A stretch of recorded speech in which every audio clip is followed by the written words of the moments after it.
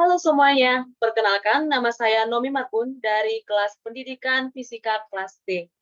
Pada kesempatan kali ini, saya akan menjelaskan tentang rekayasa ide dari kelompok kami, yaitu kelompok 3, dengan judul Peran Guru Membantu Mengembangkan Inovasi Siswa. Nah, di sini yang akan kita bahas yang pertama, yaitu originalitas ide atau konteks sosialnya. Yang kedua, perangkat yang dibutuhkan untuk melakukan inovasi. Dan yang ketiga adalah ide turunan dan konteks sosialnya. Langsung saja untuk yang pertama, originalitas ide dan konteks sosialnya. Di mana asal kata inovasi adalah innovare yang berarti memperbaharui.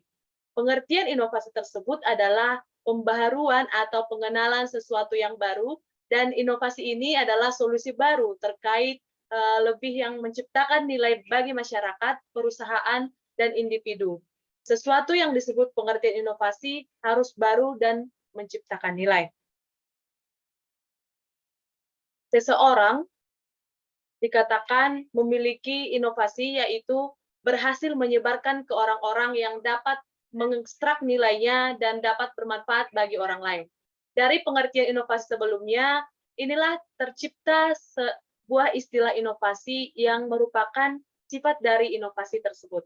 Untuk mampu menciptakan sebuah inovasi sesuai dengan pengertian inovasi ini, maka pemikiran dan inovatif harus disertakan beberapa ketentuan.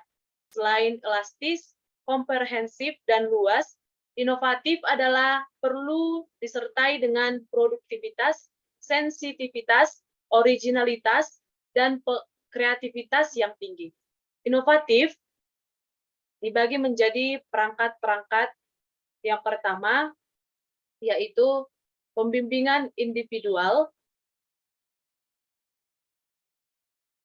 Pembimbingan individual ini di mana proses pemberian bantuan yang dilakukan oleh guru biasanya berupa bimbingan konseling. Yang kedua adalah banyaknya orang atau wilayah kerja, yang mana orang-orang atau wilayah kerja tersebut merupakan siswa-siswi, guru, dan juga sekolah sebagai tempat berpartisipasi dalam pembelajaran.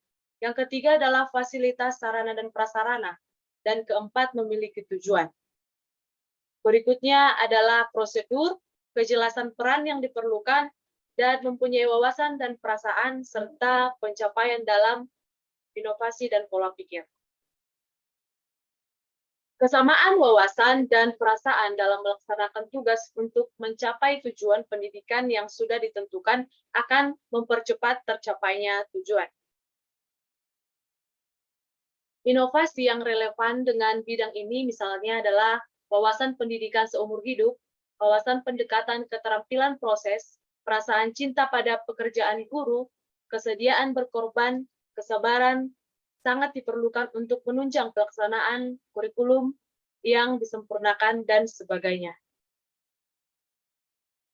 Nah, dalam inovasi ini juga ada mempunyai bentuk hubungan antar bagian atau mekanisme kerja, dan mempunyai strategi yang bagus. Di samping itu juga, manusia sebagai makhluk sosial seringkali tidak merasa puas dengan apa yang ada, akan selalu mencoba, menggali, dan menciptakan sesuatu yang baru atau lain dari biasanya. Maka dari itu, di mana proses pembelajaran melibatkan manusia dan memiliki karakteristik yang khas, yaitu keinginan untuk mengembangkan diri, untuk maju dan berprestasi. Penemuan baru yang berbeda dari yang sudah ada atau yang sudah dikenal sebelumnya, baik berupa gagasan, metode, atau alat yang digunakan dalam proses belajar mengajar, nampak bahwa inovasi itu identik dengan sesuatu yang baru, baik berupa gagasan maupun metode. Pembelajaran dengan menggunakan metode sebagai sarana untuk mendukung tercapainya tujuan pembelajaran. Nah, yang kedua itu adalah ide turunan dan konteks sosialnya, di mana yang pertama memiliki peluang dan keterwujudan. Peluang dan keterwujudan ide yang diberikan bisa mencapai lebih dari 80% dan dapat meningkatkan inovasi siswa.